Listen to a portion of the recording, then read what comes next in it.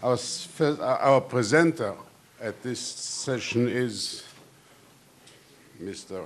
William Vetter, a.k.a. Bill Gross, who will speak to us about the advantage and disadvantages of collecting collectively. This session is supposed to last for 90 minutes. Bill will speak for about half an hour, and then we'll have 3 discussants who will speak about 10 minutes each. So we'll have, I hope, enough time for discussion. Bill, please. I've always been wary of early morning sessions toward the end of conferences, but seeing as it began at 9 o'clock and not 8 o'clock, at least more than half the people are here, and that's not a disadvantage. I feel in many ways rather like an odd man out, or as we say in Hebrew, of muzar. I'm in the presence of people who are responsible for immense libraries, millions of items, rarities beyond description from all over the world. And I and one other person, Paul DeHaan, are here at this conference as private collectors. Quite clearly, we wouldn't have been here were we collectors in the normative variety. We have a somewhat different approach, but nonetheless, there is a dimension of size that really overwhelms me. And of course, when we listened to Caroline yesterday and hear about an institution with 150 million items, I really thought I was going to disappear into total insignificance in comparison. I'm a collector of Judaica for the last 48 years. And so it's given me some kind of perspective, and since my wife and my children have taught me over the last 40 years that perspective is very important, and it's something that was sometimes lacking in my life, I want to bring it before you, at least to some degree. My collection, of course, includes not only books and manuscripts, but also objects and postcards. In many cases, I would say the majority of the collection is exactly what you people have in your libraries. And books have always been a very, very important and integral part of my life. And I have been an amateur bibliographer for many, many years. My first published article was in 1979, and it was called Catalog of Catalogs, a bibliography of catalogs of temporary exhibitions that included Judaica. At the time, it was 348 catalogs, which were mostly in my own library. And I want to tell you that Be'ezrat Hashem, this year or early next year will be published an update of that, on which I've been working for many years, and it includes over 2,000 catalogs with an extremely detailed index, because catalogs of temporary exhibitions are just the kind of things that slip through the bibliographical cracks in museums, and often are not cataloged or are only briefly mentioned, and in toto have a tremendous amount of relevant and wonderful material in them that is almost inaccessible. And hopefully this will be a useful tool for all of us. I know the brief one in 1979 was such a thing, surprised me. Hopefully this one will do the same thing. And so I want to make a plea to you, any of you who have had exhibitions which have been cataloged. And by catalogs, I mean not only fancy illustrated catalogs, but even a single mimeographed checklist.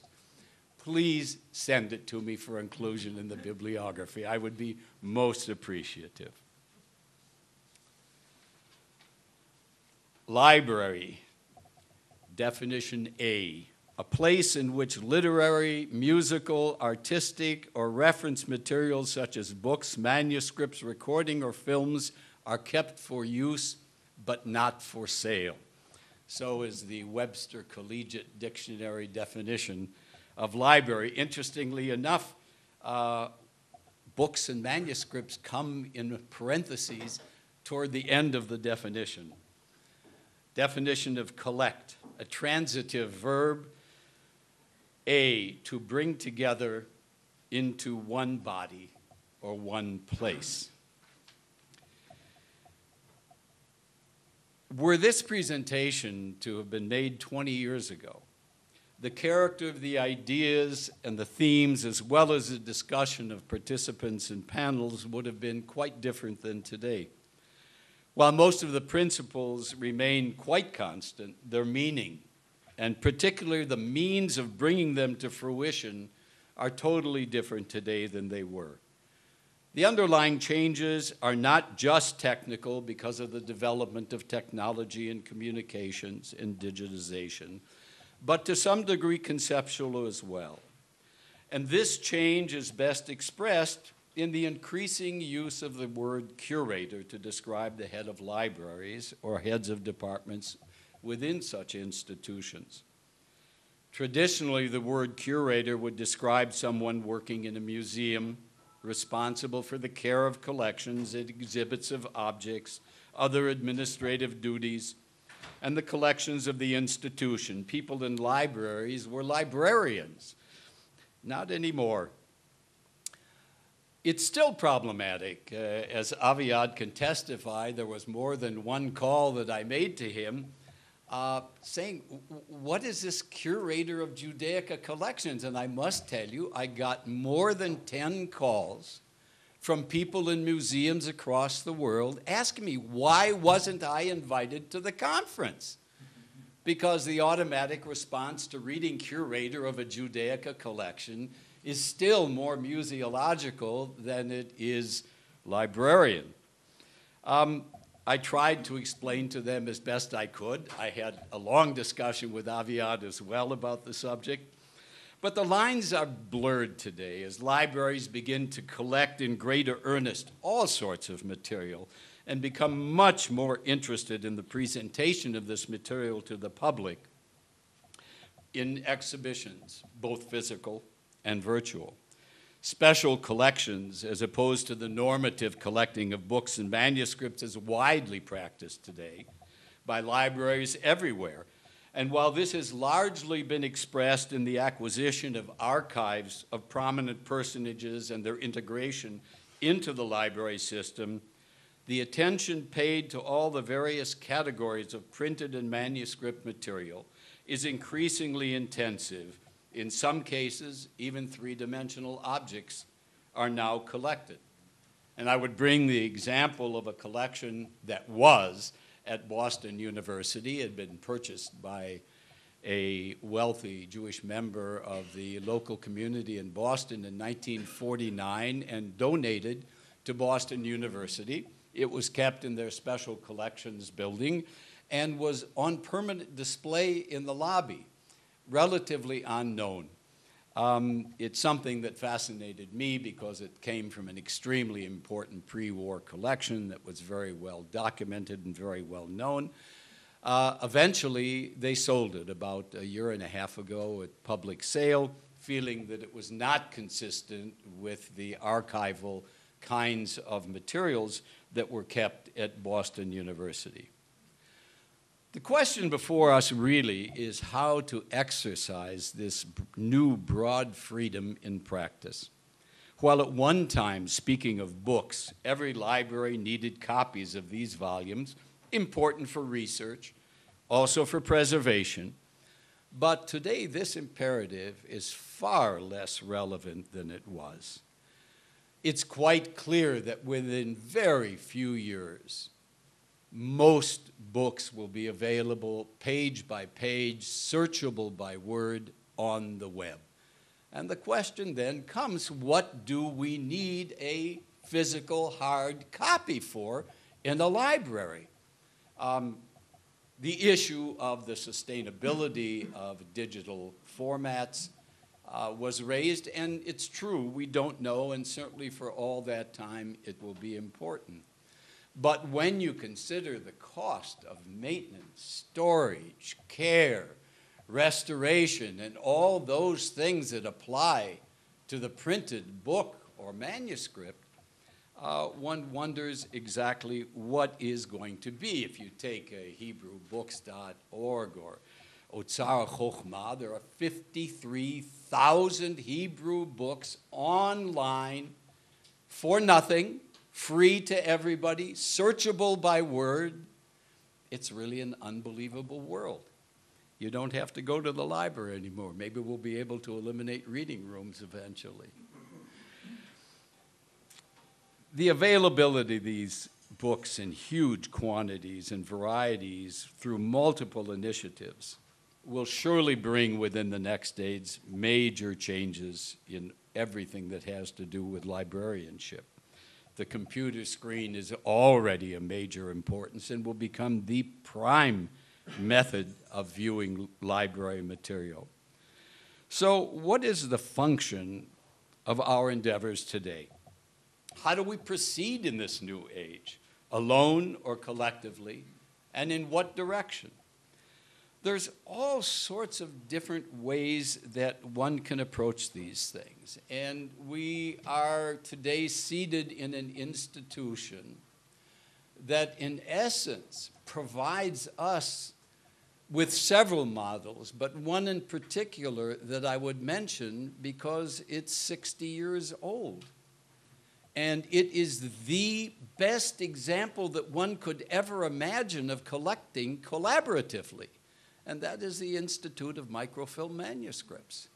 One place a person can come and scour, research, analyze, print every Jewish manuscript, almost 90% today, of those that exist in the world. And this, of course, was the vision of the visionary David Ben-Gurion, who saw this 60 years ago. And all right, at that time, there was no such thing as digitization. It was done in microfilm. But it is the example. There is nothing new under the sun. And all we have to do is look around and see what is done. There is nobody who does research in Hebrew manuscripts who doesn't come to this place to do that. And eventually they won't have to come to this place to do that. They'll sit in the comfort of their armchair or their office or wherever they work and will be able to do their research on almost every Jewish manuscript extant. So for me, the answer is a simple one as to what direction we go. We go it alone, and we go it collectively. I know that's equivocation, but it's true. And the answer is to optimize resources, and as far as we can, considering the budgetary limitations that everybody faces, not to duplicate efforts, but to divide and conquer, to assign tasks to individual libraries for various fields in which all other libraries and individuals will contribute and make the joint results available to all through the technological means that will increasingly enable access to enormous quantities of material. Europeana, of course, is an example. I would love to see a better portal and a easier access and something that's more intuitive and user-friendly, but I'm sure that that will come. When you start a pioneering effort, it always takes time, and it is only to be blessed as to what can be done. Personally, I see no disadvantages to collecting collaboratively, even though the title of this talk was to be the advantages and disadvantages, neither physically nor virtually. You know, there's a phenomenon in the museum world that is coming more because of the incredible cost of art objects today, of joint purchases and shared ownership. Give an example in the Jewish world, the Yeshiva University and the Walters Art Gallery in Baltimore jointly bought a wooden door from, I think it's 11th or 12th century Fostat in Egypt, and they share it. And I don't know whether that example has relevance in the library world, but it's certainly something that's possible as prices begin to skyrocket for joint ownership physically, not only virtually. The clear, obvious, and self-evident future is virtual, a fact that provides libraries with the opportunity to fulfill their new functions in addition to the preservation of their possessions. The future is to collect material and to make it available to the public, which we've heard from everybody, and thank God everybody recognizes that as the prime responsibility today. Not so different than the goal during the area of physical collecting, except that it's much, much easier and infinitely more efficient. I'll give you two examples of the kind of things that are happening today. First of all, we can look at the sites of each one of your libraries. I mean, you go to the Yale site and you get the exhibits and the symposia which have been kept on the site and are searchable. The incredible effort that Rachel did at Frankfurt and taking all local Jewish periodica, an unbelievable source of information for everybody in every field. Totally digitized, the J-Press site here, which is incredible, the Geniza project, the Friedberg project, the sites that you have here for maps and Tubot, which I'll talk about. The Harvard site, which unfortunately is a major, major lack that nobody is here from there through no fault of the organizers, I might add. And it's a pity. I happen to be connected in some ways with some of the things that they do, and it's unbelievable. If one has an open mind and an open pocketbook, it's amazing what you can do. The Harvard site put up a visual site a few years ago and opened it to all the departments of the university. There's something over 3 million images in that site now, and more than 2 million of them are from the Jewish section of the Harvard Library, including the Zionist archives, photographs, 500,000, the Jewish National Fund archives, 500,000 images. I mean, these are things that are absolutely incredible. And the fact that they're not here is really a pity, because many of the things that Charles envisioned a long time ago when he started the Israel Project really are becoming something of daily fare for all of us today. I'll give you an example from the publisher Brill as to what's happening in the world. Brill, of course, has been for 327 years a leading academic publisher in the world, still very active, a beautiful headquarters in Leiden. I've done some work with them. They published a 5-volume encyclopedia of Jews of the Islamic world, and they turned to me for images. Now, I have about 30,000 images from my collection, most of which I photographed myself because I enjoy it. And I sent them several thousand images, and they chose 150 images for the printed edition. Now, they began 7 years ago to publish online editions at the same time as their print editions. It's now more than 40% of their business in 7 years and increasing every year. And on the same publication, online on the web, they use more than 1,000 images because, of course, there's no extra cost whatsoever. And this is an example. I make my images available to everybody. You should all know it. Anybody who's interested is welcome to them. I've had this feeling of collecting collaboratively for the last 20 years since I began digitization in my own collection. But the paradigm of what needs to be done really is the Ketubah site of the Jewish National Library. it began about 8 years ago and was intended originally to put the collection, the wonderful, fabulous collection of two both that are in the National Library, on the web. And it quickly developed into a welcoming site that could display such material from every collection. I saw this as an incredible development, and I tried as much as I could in working with Elchanan almost since the beginning of it to try to bring other collections into it, because I saw it as this quintessential paradigm of what could be done. I'd been crying for 20 years in the museum world that everybody needed to be on the same platform so that we could all search all the different collections at one time.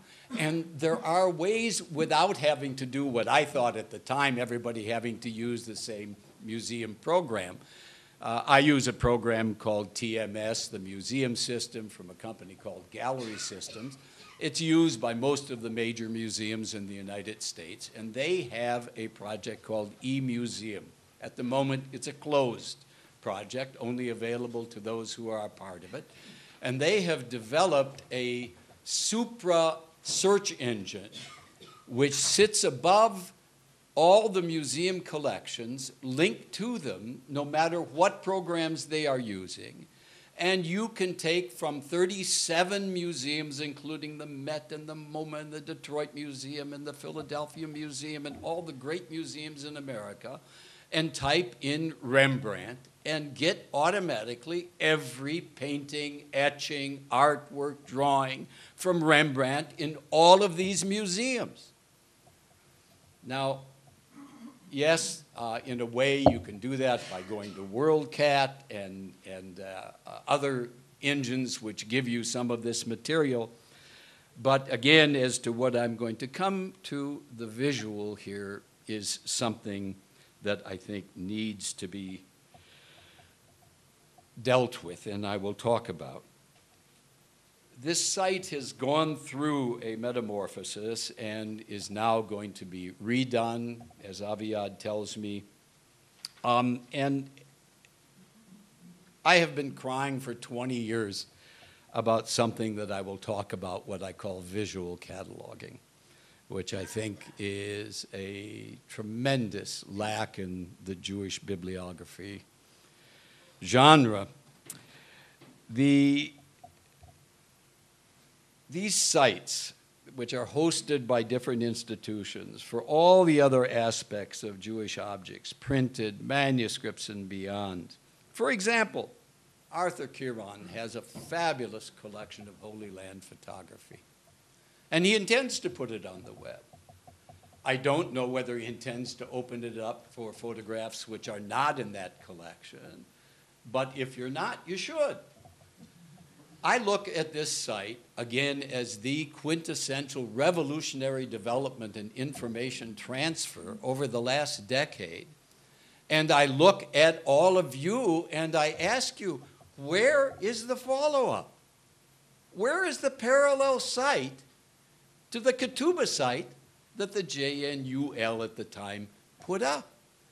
Even in the sites that they have now done, from the Lahore collection, from the J Press, at least in the Lahore collection outside of one or two maps, everything is their collection. There are other maps in other collections that should be on there so somebody can go to that site and find all the maps of the Holy Land that were printed, or at least those that are still extant. And nobody has followed up. Now, either I'm a man of exceptional vision, which I don't believe, or somehow we have missed the boat up to now.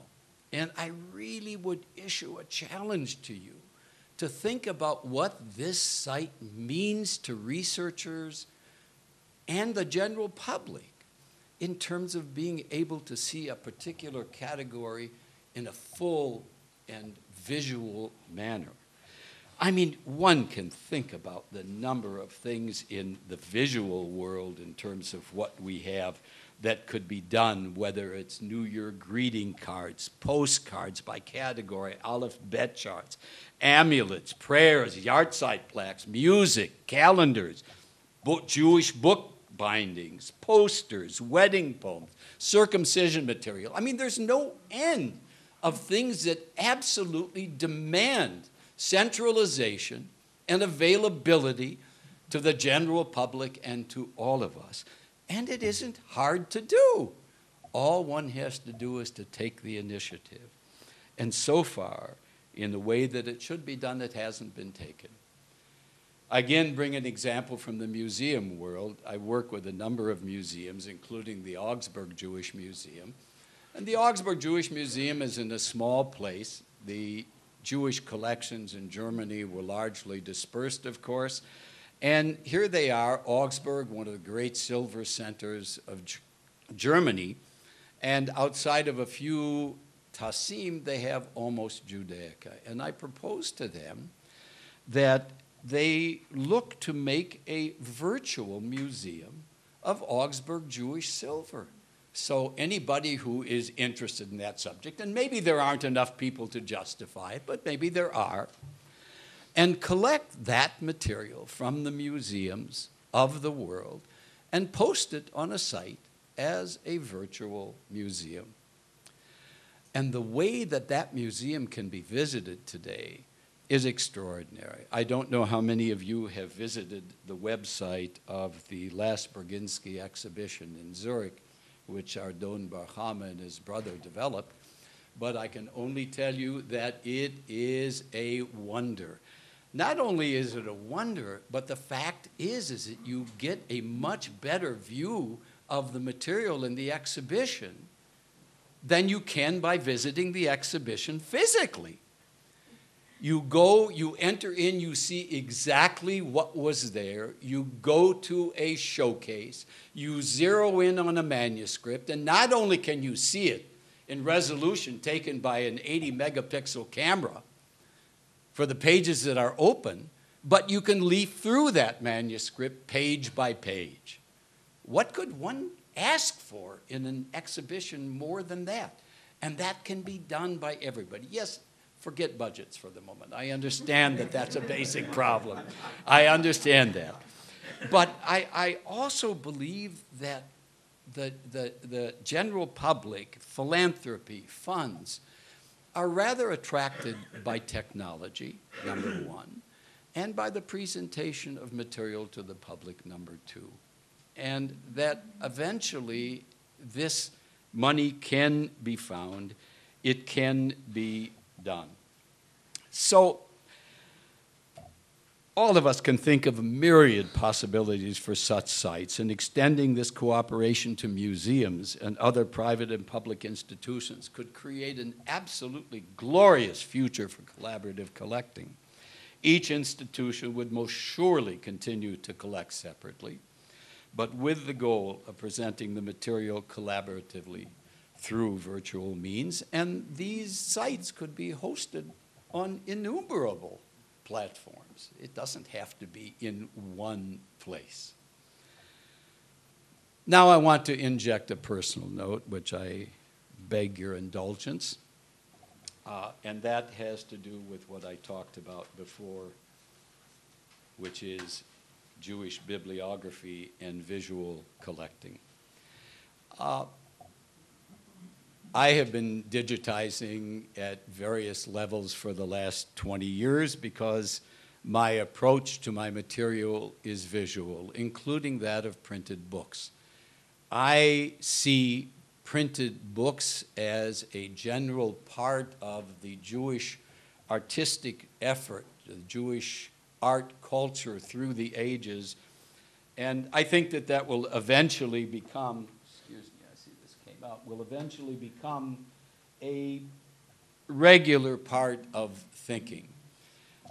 But if you go to almost all catalogs and you bring up any book that has an illustrated title page, you'll never know it from the cataloging. Many books have illustrations inside. You'll never know it from the cataloging.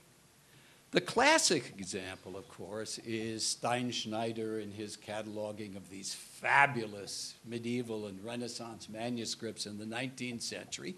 And if you were to read most of his entries, you'd never know that they were illuminated. And somehow that spirit has penetrated the Jewish bibliographical world. And all of this illustrated material, and there is tons of it, is ignored. A very, very important part of the Jewish world. And people today are moved by the visual. That's what people are interested in. That's what they learn from. Now, it may pain us that text is no longer king, but it's true among most people, and we have to do both. Obviously, we have to preserve the text, but it's about time in this world we start also looking at the visual. And I'm just going to give you a brief example from my own collection. If I can get this to work here. Okay, let's go. This is the entrance portal to the thing, and we are going to collection number B happens to be, strangely enough, my code of numbers for cataloging books. I know it's hard to get the relationship, but that's what it is. And so when I get this, I get their main page, which has information, all the necessary bibliographical information, not complete, but at least some. But when I bring up a query, I am able to see it visually. And if you go through this and look at the cataloging of my books, you get an entirely different view and how you look at it than if you use a card catalog. And I'll just give you an example, and then I will stop as I've gotten the signal. Let's look at this particular book, and I'll show you what I mean. All right, it's a wonderful book from 1666 from Amsterdam, and the description talks about its tie-in with the Shabtai Tzvi and the movement that was going on. But in addition, we have something called related. And in that, excuse me, other. And here we have a both content and iconographical table of keywords, which you can obviously sort anything in my collection, manuscripts, books, objects, et cetera, et cetera. And it is absolutely amazing because a lot of this material, just to give you an example, go down, all right, it's a gold-tooled binding. It's a beautiful leather binding on this book as well as that. Well, why do I need that? Well, this is from 1666, and if you look at the general tenor of Jewish books in Amsterdam and how they were bound in the 17th century, you find exquisite bindings almost totally from the Sephardic community. And that tells us a lot about the Sephardic community in Amsterdam. How many people have ever used book bindings on Hebrew books to establish an additional facet of Jewish Sephardic culture in Amsterdam in the 17th century? And that's just the beginning. Every one of these keywords gives another entrance point. Talk about portals. It's an incredible portal. And so what I want to bring to you is two things. Number one, there are three stages in the collecting today. One is the acquisition, obviously today digitization, and the third is cataloging. And this is an aspect of cataloging that must be included in Hebrew and Jewish bibliography. It is truly, in my mind, a scandal that it never been, and I understand all the reasons for it and the history. It's time to rethink what we do. Thank you.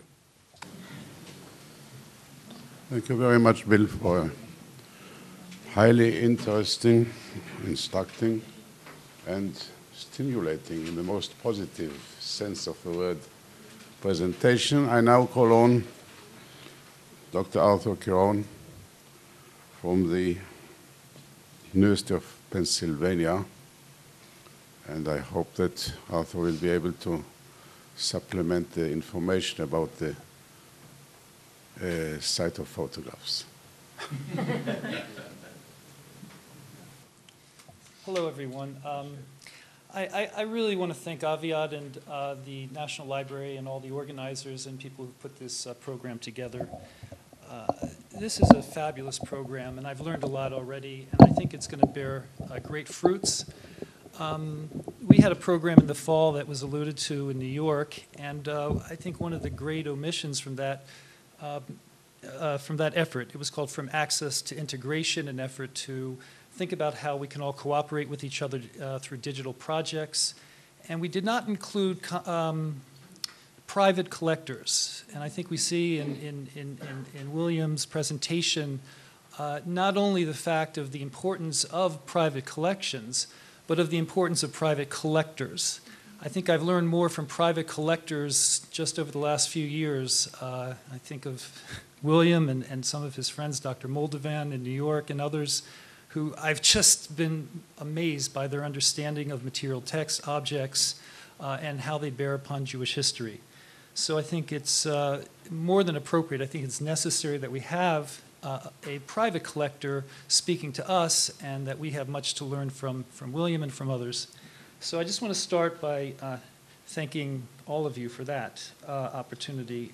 I'll just, I also use the opportunity to respond to William's paper. I won't talk about our Holy Land collection. I think anyone that knows me knows I'm committed to not sharing. I don't believe in cooperation. I was really excited to hear that William's interested in funding future partnerships. That's for all of you, not just for you. Yeah. I didn't expect the gauntlet to be thrown down and then uplifted in such a beautiful and non-adversarial way. So thank you for your support for the visual history and sharing of the visual history of the land of Israel. So I just moved through a couple points here in response. To many of you, these will be familiar, but I think they bear upon the importance of the digital, the importance of the physical. What is a copy? There are different notions of duplication. And as you know, even in printed editions, specifically early printed editions, every printed edition may bear in its typography and its composition, in the way it was bound or rebound after it had been retyped because of conflict and polemic.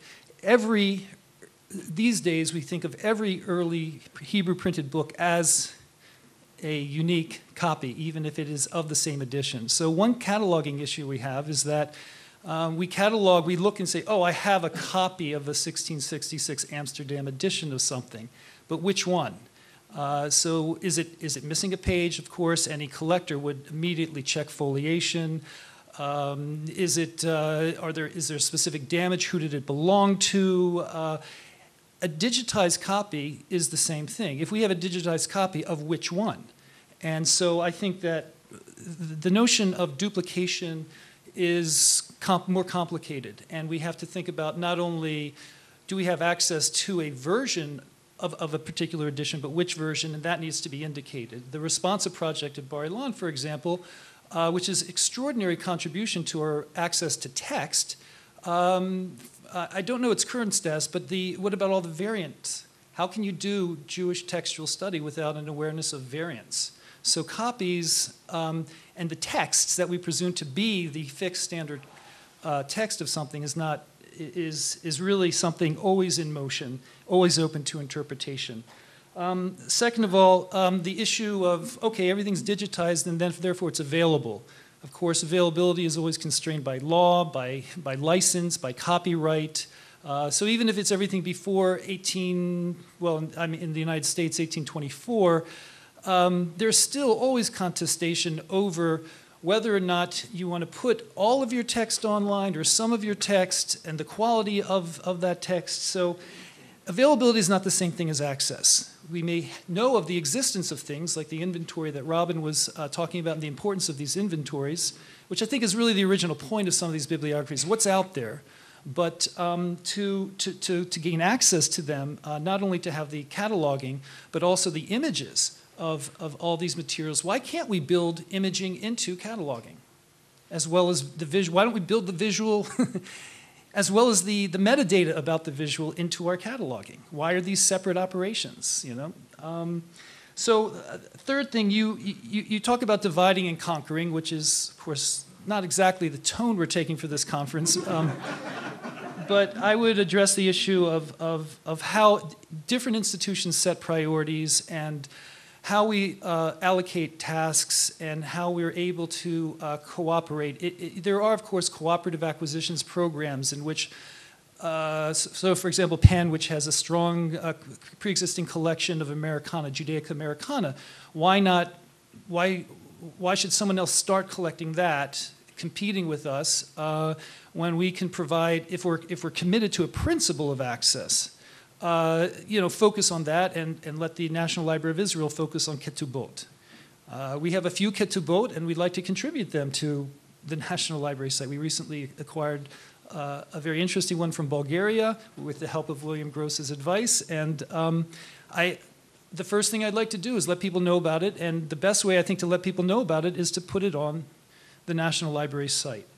So I think that cooperation, we have to sort of think more clearly about how we're going to move towards cooperative acquisitions and how we set priorities.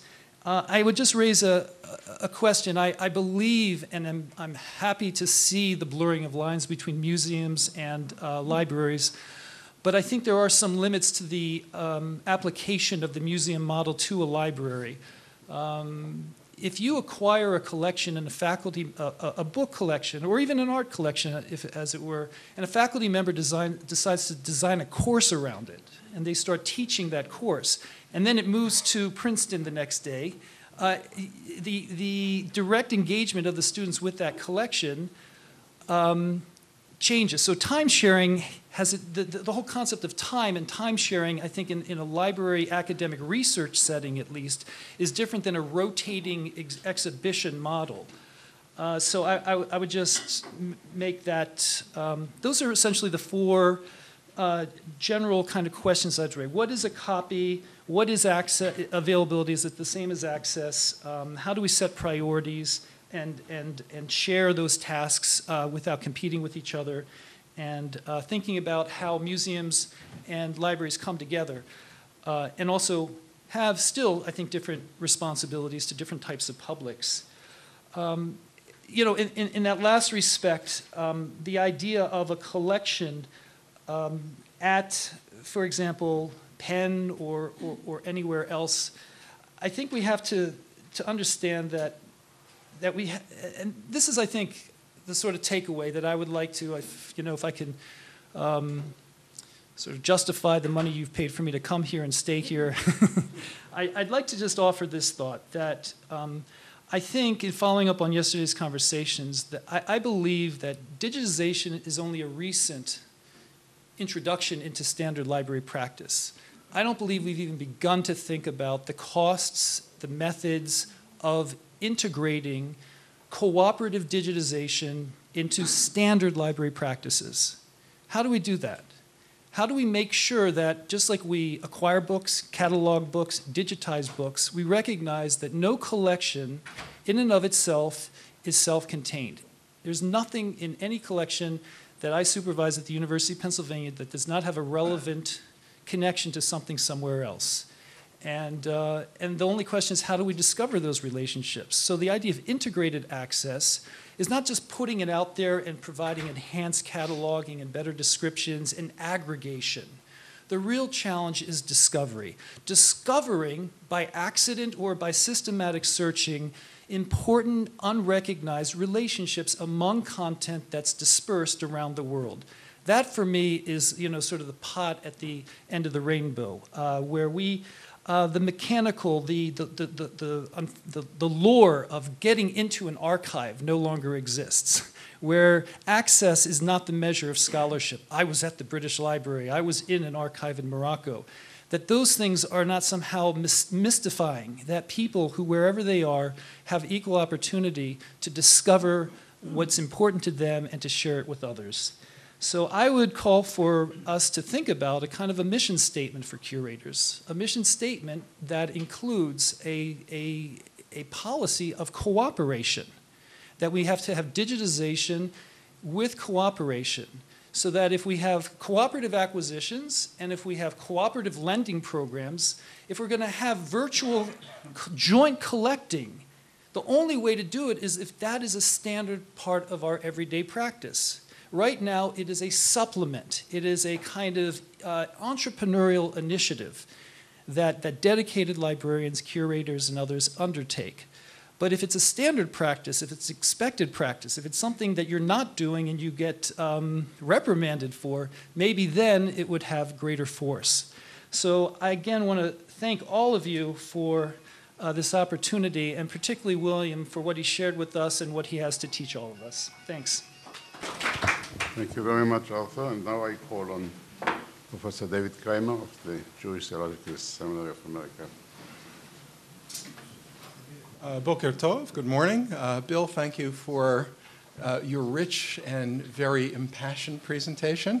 It's testimony, I mean, the range and depth of what you had to present is testimony to your deep commitment and your long experience with this, and I think it's fair to say that we were all inspired by what you had to say. So there's potentially so much to respond to, and that is to say, one of the responders, have so little time that there's one thing in particular I'd like to concentrate on. But in order to get into it, I actually want to suggest a brief footnote with respect to your comment of our emergence, the new importance of the visual, and you then used the phrase, the text is no longer king. I think it's important for us to recognize that the visual has always been crucially important. You know that, of course, right? So I'm playing with your rhetoric as opposed to with what you know, but since you said it, I can play with it. The visual has always been crucially important, and particularly in recognition of the fact that all peoples, in the absence of common written materials, do not read much. And that even for the population of Jews, I mean, we've exaggerated the literacy of Jews through the ages. We all recognize that. So if we, like others, were predominantly illiterate, or at least not terribly literate, not functionally literate with respect to the texts that we call texts, the great treasures of our literate tradition, that means that the visual and the physical had to be crucially important for us as it was for other peoples. I offer that to begin with as a footnote, but I'll come back to it in order to make the central point of my reaction. A couple of nights ago when I first arrived, I had a brief conversation with a nephew of mine here. I was eating with my relatives here in Jerusalem, dinner, and he asked, what's this conference about? And I taught rare collections and digitization, and he says, oh, he said, like when you digitize things, you can throw them out, right? Right? You don't need them anymore. Throw them out. You know, so I went on to explain to him how that didn't quite work. But you actually used the phrase, and I'm quoting here, why do we need a hard copy, right? That's a direct quotation. Now, I know that you wouldn't ask the question, or God forbid, suggest that what we digitize should be thrown out. But there is something in us that tempts us to, you know, the devil's statement that, oh, it's digitized, therefore you don't need it anymore. Going back to earlier discussions, of course, we recognize that with relatively little care, the objects in our collection will last many, many centuries. You know, God only knows whether we will have the digital records of any of our things for far less time than that. But that's actually not the crucial piece. My central point in response is to emphasize the importance of the original object as object in its multiplicity. And while digitized records can go a great distance towards providing us with access to those materials, it can never truly replace the original. We all know that, but I think it's worth stating in any case. In order to make the point, I just want to tell very quickly both a claim that is made by our head conservator and two inquiries or requests that came in our and therefore in her direction recently. She constantly makes the point, and I think she's quite right, that digitization, while in certain ways lessening the demand for the original object, also, we've discovered, has a way of increasing demand for the original object.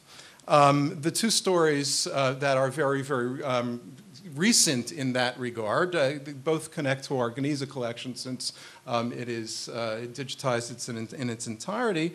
There was one case of a text where there was a section that had been affected by the elements, very, very difficult to read. The letters remained, but they couldn't be seen even with the excellent digital photography that had been done. So we got a request for infrared photography of that section. And the print on the text was immediately legible. And the researcher was very, very pleased with the outcome. The availability digitally meant that we had to re-access in order to re-digitize. Honestly, if the researcher had come to New York, she could have read it, very close on without the infrared photography. But the point is simply that once it's digitized, it makes it accessible, as you described, and therefore creates new opportunities for research which lead to increased demand. The second was a case quite simply where the object, here again a Geniza fragment that had been digitized, was very folded. It hadn't been fully treated beforehand. Now seeing that there was something important there, evidently the researcher asked if it could be treated, and it was treated, all for good. But again, demand for the original. You used the example when you showed your cataloging of the gold-tooled binding. We know that in order to do a full research on the materials in our collections and to learn what they have to teach, it's not just text, right? Text is the conceit of a certain kind of scholar, a textual scholar, who doesn't appreciate that for certain lessons, at least as important as what the text says, is the way it is written, both the manner and the materials with which it is written, the quality of the paper or parchment, whether or not there's gold tooling, the quality of the binding. And while you can isolate each of these things in photographs, there is simply nothing that is like accessing the original object and examining it in its fullness.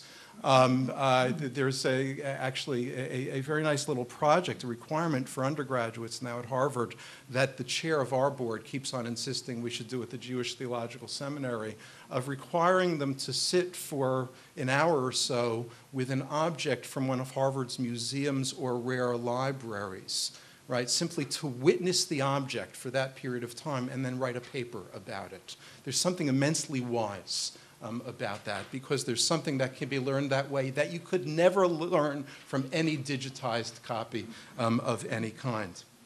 What this all means is that with all of the access and all of the cooperation, given the fact that most of our collections are already in place, each of us, whether it be National Library, Jewish Theological Seminary, any of our many institutions, we've got to take responsibility for those original objects, not just to seeing that they will be digitized, but to assuring that before they're digitized, as they're digitized, and after they are digitized, they are properly protected so that they, the permanent objects, will be in the kind of condition for examination 10, 20, 30 generations from now that we are able to benefit from, because either by luck or by care, these same objects survived into our own generation.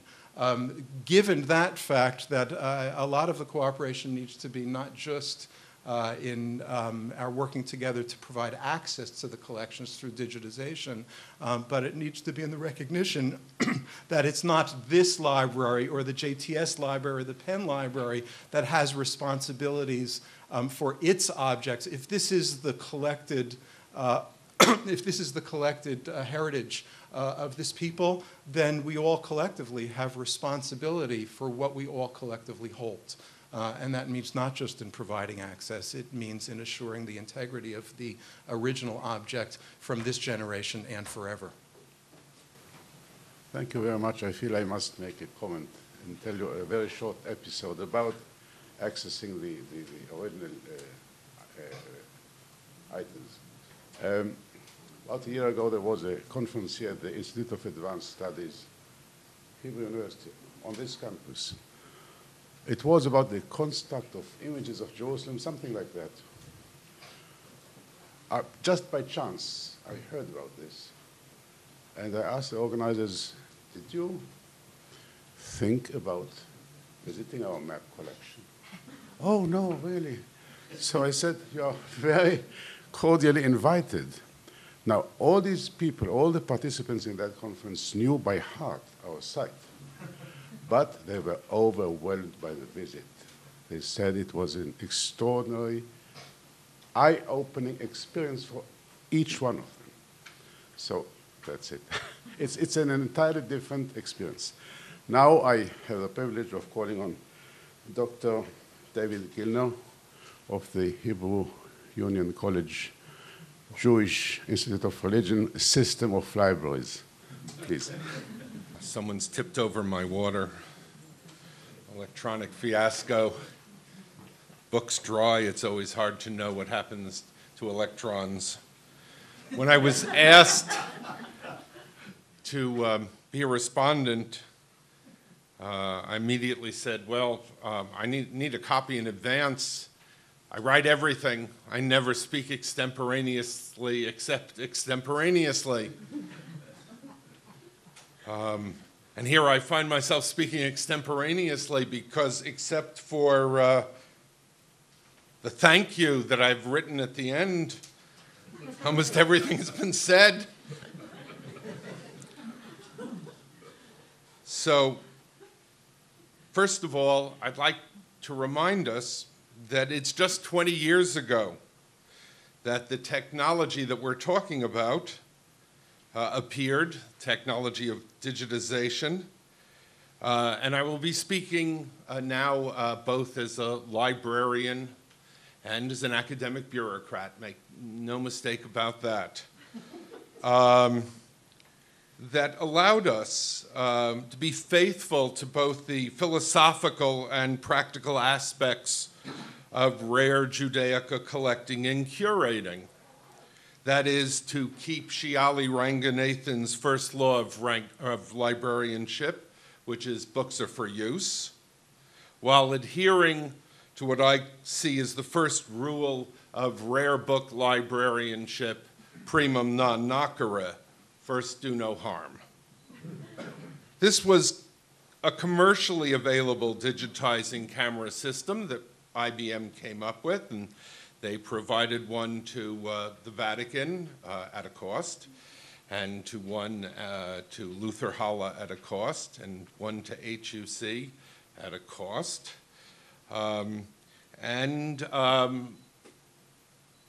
Images were produced.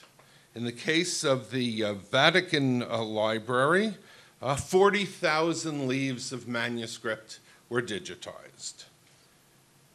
And 20 scholars had access. And how do I know 20 scholars had access? Because Dr. Phil Miller in New York happened to be one of those scholars, and it came with a dedicated 286 computer, without which no one could look at the... Now, when IBM approached us, I said we were completely the wrong institution, that there were institutions who were closer, had better materials, more numerous materials, but we were community willing to say yes.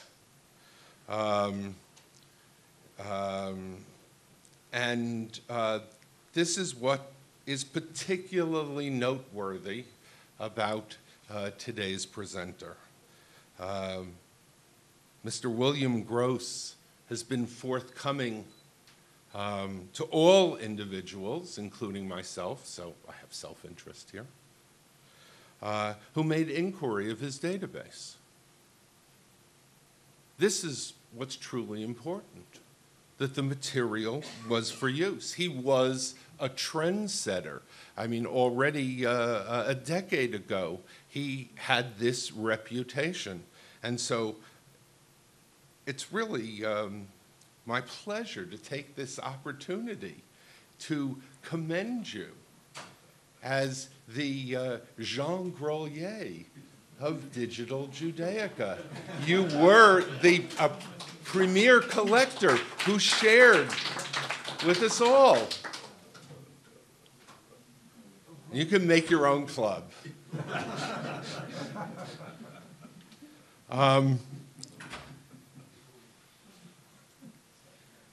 Now, let's react to text as king. I occasionally see students in the library. It does happen. For those of you who don't know, HUC is the empire of Trebizond. In terms of its richness, it deserves to be called an empire. In terms of size, Trebizond is too big a descriptor. But what do the students do? They sit there with their laptops open on tables covered with books. And what are they looking up? Well, on the screen, there are various electronic resources, Barilan perhaps, or access to dictionaries, and around them are editions of texts. Because whatever might otherwise be the case, they have a specific need to meet. They're students. They're not as free, perhaps, as scholars. And it's my job to support them. And they need the texts. Now, every year, several thousand books arrive from Jerusalem, from Weinberg. I look over the bills. I wonder why we're buying this stuff. They go up on the shelf, and ever so often, a professor just happens to assign them an assignment that says, let's look at everything that's been more recently in terms of commentaries on Exodus. And they go upstairs, and dozens of modern imprints come down.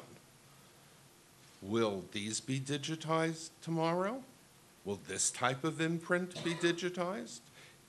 I can certainly see a cooperative project to digitize the pre-1925 Judaica Americana held by the Clow Library. I could certainly see a project to deal with the material from the Breslau Seminary or other such material. I could, I think, maybe even find a sponsor, and certainly a commercial one, for Spinoza material. But what about this? This meets a real need, and it's my job as a librarian to meet the needs of my users. That's what I do for a living. And as far as I can see, I need to collect and print and actually plan for doing so for 10 years into the future. One of my jobs is to make sure that when people describe items, they do so in such a fashion that other people who are not doing the description can retrieve information on the basis of that descriptor. So somehow I have to make sure that there are thesauri of descriptors. So I guess we need a project to collate and edit the descriptors and produce a thesauri of descriptors from the people who are producing descriptors. It used to be that institutions like national libraries did that, but it's a concern. I frequently get questions dealing with digitizing. Right before I came, the morning before I flew out, someone asked me, they'd acquired a book stamp. Was this the stamp that someone had put on a book? And I went down and I searched through the Freitas collection and I found the book. And my scanner couldn't scan the stamp, but I could take a photocopy it, and then I could make a scan of it, and then I could send it off. But I can do that, and I can do it reactively.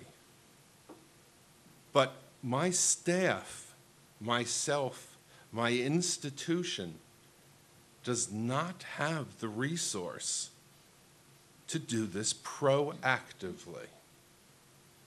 So I think in terms of what we've talked about, there is a consideration of the value of reactive database creation.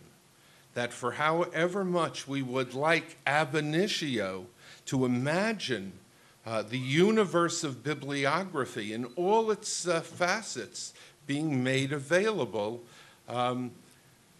sometimes I think that we also need to remember that what we need to do is meet the needs of scholars, and for however much it's important to remember that every one of our users is a scholar at that moment because they have that particular information need. And therefore, the place of meeting those needs on a case-by-case basis, not on the basis of what we imagine they need, has to be integrated into the actual practical financial question. Because as Ranganathan also pointed out, and I guess I deserve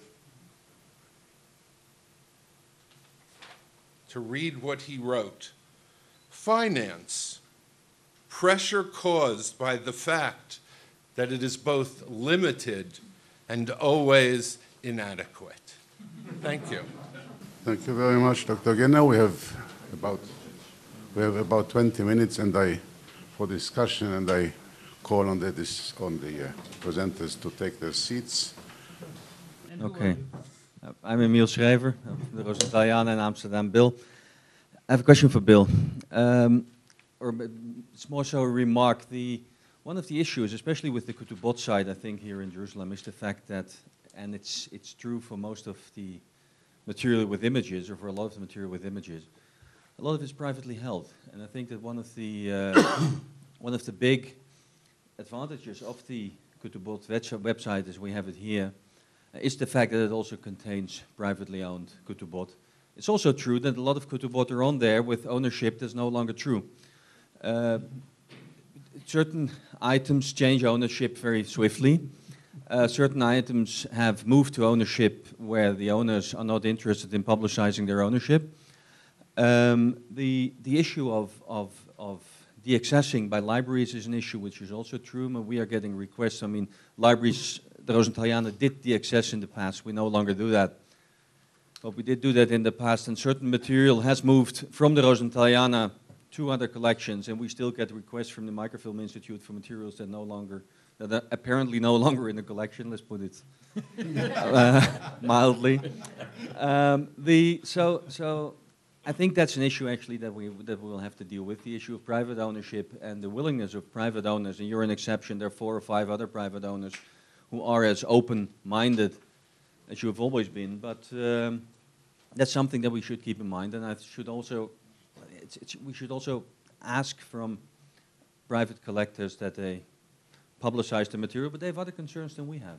I mean, so that's something that we should keep in mind, and it's also we actually in the Rosenthaliana went through it. That's another issue of collective cataloging. We went in the Rosenthaliana on the basis of as the result of a move of the library to a new building through an incredible process of renumbering all our items. You don't want to do that, but sometimes you have to do that. And we have renumbered thousands and thousands of items, I think 15 or 20,000 items from the Rosenthaliana, in a collective system where you do whatever sort of downloading to or uploading to other systems. That's something you have to be aware of also. The keeping up to date of the material of a collective system is so much more difficult than keeping up to date your own system, which is already very difficult. So that's my comment. I would address first the question of the private owners. And on the Ketubah site, among the list of private owners, a good many of them I brought to the site.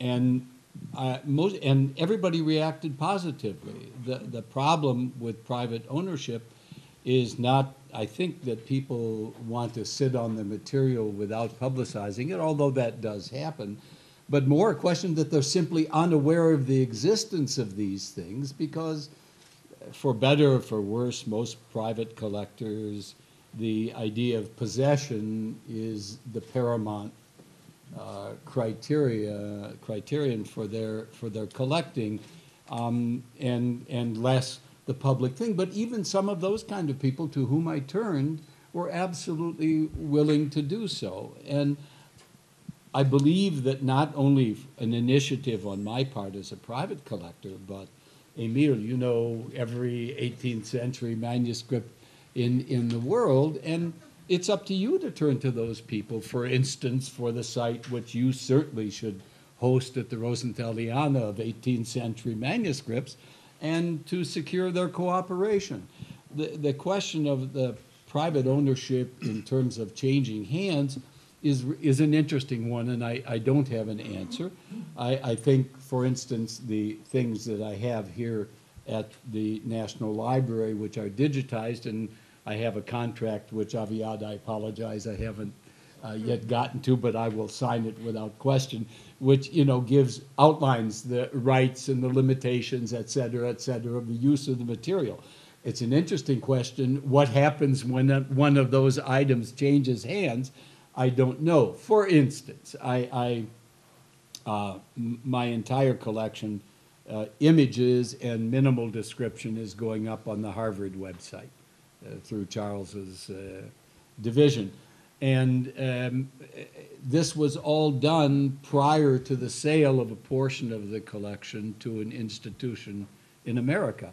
And I told them about it, and it will be put up there now in the collection of whatever it is, and that apparently is adequate for both sides. But I don't know how it can be addressed. It's also happening the other way around already, because it may not be a secret that I'm also involved with certain private collectors, one in particular. Who is that? And exactly, and and I know that on the Ketubah side, for example, there are a couple of Ketubot that are actually in his collection now, so which are not listed as being part of his collection. So that's the thing that's happening. It's the moving of objects between. It's a problem. I don't have an answer either. Immediately relinquish the name. Okay. Could I just follow up on the private ownership question? One of the things we're trying to do at Penn is to build a digital repository of letters of Isaac Leeser, a 19th century American Jewish leader. And I approached one private collector and I asked him for his participation. We have a number of other ones who, as William has said, have been very positive about it. And he said, absolutely not. And I said, why not? He said, well, first of all, it diminishes the value. Second of all, he said it was his sort of ethical responsibility to serve as a curator, a holder, keeper of the material until he sold it to the next person, and that person would then have the opportunity, which otherwise they wouldn't have, to make the decision.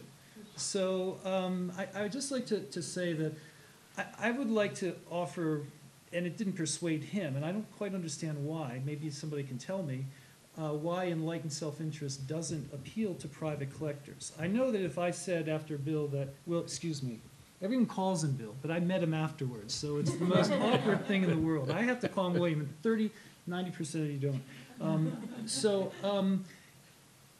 That person secretly sitting in the aisle says, he doesn't know about my 18th century manuscript. The thrill, that momentary thrill is worth so much more than any rational argument that could possibly be made. And yet I think we know that if it's about market questions, it's not like the Mona Lisa has diminished in value by its infinite reproduction to the point of banality. You know, and it's not as if letting a scholar find out about it and explaining its significance will diminish its value, you know, on the opposite. So I think there are really good rational arguments to be made for why a shared private-public challenge to cooperate is in everyone's self-interest. But the one I can't quite tackle is the allure of you know, that private thrill thing. That seems to just be of incalculable value. So.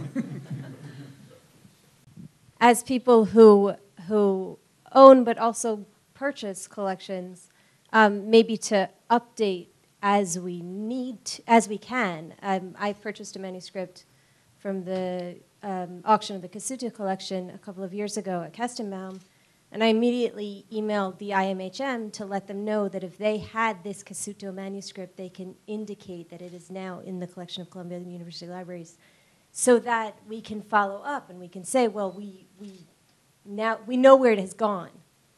So if we also contribute when those, if we can, when those pieces change hands, then we can add to that. Updatable holdings information. Yeah.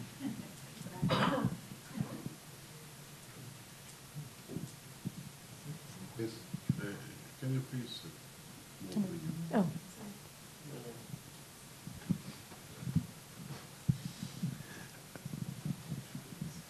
Chaim Gertner, Yad Vashem. A question, a suggestion maybe. Usually when we speak, or when you spoke about collaborative projects or about connecting collections or parts of collections, we speak about a leader, an institution who leads a project, and others who are sending him or giving him the permission to have the copies attached to the main one, or things like that. Even if not, then we have one site that has to do that job. Even Europeana works in the same fashion, because you have to upload your own items there. But maybe we have to think about another type of project that works quite perfectly in libraries, but doesn't work almost entirely in other fields. Because in libraries you have the unified catalogs that knows to harvest information because of the structure of libraries. But even though I know by heart all the difficulties to combine between archives or collections from not only archives, it's artifacts, it's manuscripts, art, but we have to find a way, and in this limited area we can find a way to do it not by sending copies to others, but by harvesting automatically or half automatically. We are now trying it in ERI, the project that I mentioned yesterday. We try to do it on Holocaust catalogs because it's a separate field. So we are trying now to find out the way to do it, and we started already. And we have some sort of a pilot of that. It's very, very hard, but the fruits are amazing. So I think maybe this might be the way, and because people are hesitating to share their information because of the fear that they lose the holding of their collections. I think that there's two possible answers to that. If I'm not mistaken, for instance, the JTS material is brought here by a hyperlink, isn't it? It's not sitting on the server here, just the low-resolution image, but if you want the higher one, there's a hyperlink that goes to the JTS site and harvests it there. The second thing is what I mentioned about this initiative of Gallery Systems, this e-museum, where they've developed a platform which sits above all the collections, and harvest from those collections in an overall way. Now, they have to be a member. It isn't like a spider on the web that goes out and trawls all over the place. It has to be from a member institution, but assuming that most institutions would agree to that kind of a system, I think that there are answers that technically are developing just for that kind of thing. And I understand the problem for sure. Just let us make just a point clarification on what Haggai has said, if I understood him correctly. In fact, Europeana, it works a little bit more like JTS. The object is held on the content provider's server. Europeana just has the metadata and a thumbnail image, and the user is redirected to the server's, to the content provider's server. You have to add the metadata into Europeana. Yes, yes, yes, indeed, and you have to map your metadata to the data model of Europeana so that it can be discovered in all sorts of ways. Thank you. I wanted to comment on the differences between, Bill touched on metadata, and I want to comment on the differences between a private collection and their issues with metadata and libraries per se. And the standards that libraries are constrained by or we try to adhere to are very different from the standards that in a private collection you create for yourself. And these are definitely challenges, particularly in visual images, because the library standards have been created for the description of bibliographic description of the physical book. And when you're looking now at your description of the digital objects, you really have to think quite differently, and we're still not there yet. And we're working, we know, sort of by trial and error on how we're describing the metadata related to the digital objects. And one of the things that we actually spoke about in the project that we're working on now, within the past 2 weeks, is how we'd like to highlight the visual images that appear within the digital objects that we have in our collection. While this may not be the description that we're giving of a particular manuscript bibliographically for the physical object, it's far more important for the digital object because you can actually see it. And I just want to throw this out also to the rest of the community here and hear from other people about how they're handling some of these challenges in the work that they're doing in digitization of visual images, embedded in printed or manuscripts. I would comment on that in a perhaps a strange way, Naomi. You remember that 1666 book with the beautiful frontispiece. Now, had that been printed separately as a broadside, you would have it, definitely, you would have it cataloged in your system. Yeah. Now, why, as a title page, is it not mentioned in your record? What is the difference between it being printed separately or printed as a title page of the book? The meaning is still the same thing. I'd like to respond to yes. that. Actually, under descriptive cataloging codes, it was described. It was described perhaps in any number of different ways, but the codes which we operate under are retrieval. They are an attempt to distinguish one, and in this case I will use bibliographic, though the codes go far beyond the codex. I mean, you know, there's a chapter for realia in AACR 1. So, but the purpose is to provide some way for a user to distinguish A from B amongst an alphabet soup, and then, and only then, move on to some further use. Rare book description was special in that way because all sorts of issues touching on foliation, for example, were important because they were the type of thing that was assumed to be of interest. We have entered an age where the thing itself is now on the screen. And what we've heard about is the need to describe the thing itself. That's certainly true.